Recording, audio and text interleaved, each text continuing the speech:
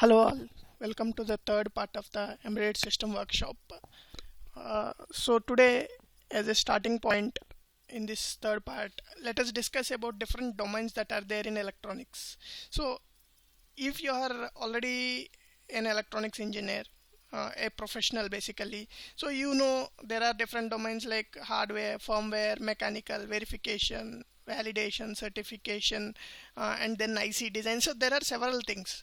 But as a fresher, you don't understand most of these things. So to clarify you, in our opinion, basically electronics, we wanted to classify into two things. So if you are a graduate passed out of engineer and you wanted to know which stream you need to select, we wanted to isolate it into two sections. One is basically the embedded system and second one is the VLSI.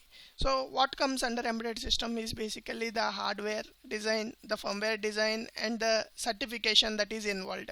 So now in future, if you are going to listen to these terminologies like hardware design, development, automation, testing, debugging, product certification, these all are related to the embedded system domain.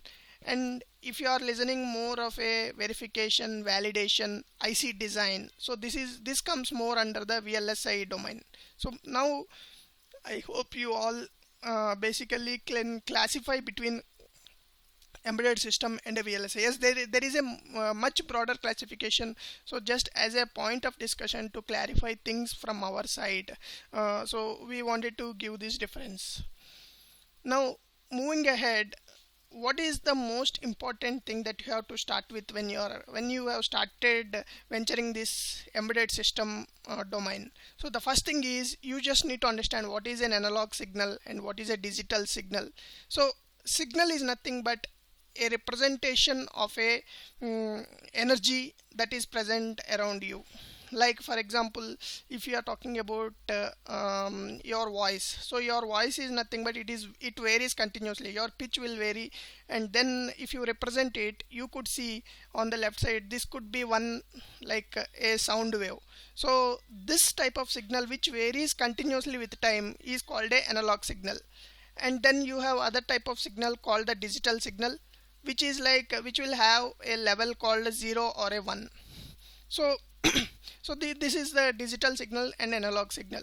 So now what difference does it make to an engineer? So basically we have read in our academics that the computer understands only the machine language. So machine language is nothing but it's in terms of zeros and ones.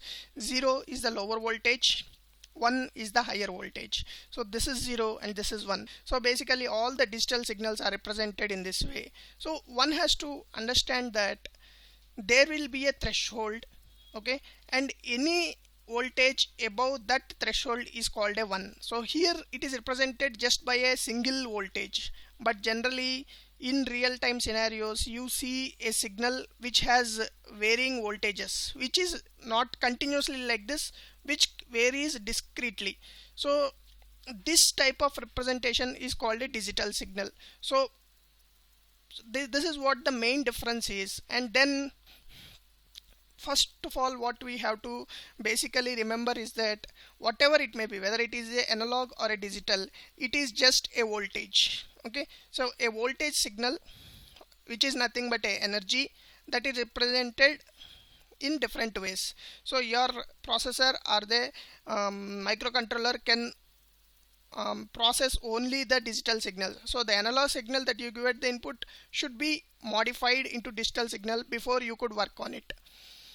Now moving further, so now when we said the analog signal should be modified and converted to digital signal, yes, so every analog signal should be converted into a digital signal. So this is done by a section called analog to digital converter inside the microcontroller. So this is a bigger topic we will discuss in further sections, but we just wanted to give you a brief that during the conversion from analog to digital you will have sampling, quantization and encoding. We will discuss in detail about these in the further sections. So thank you for watching. Have a good day.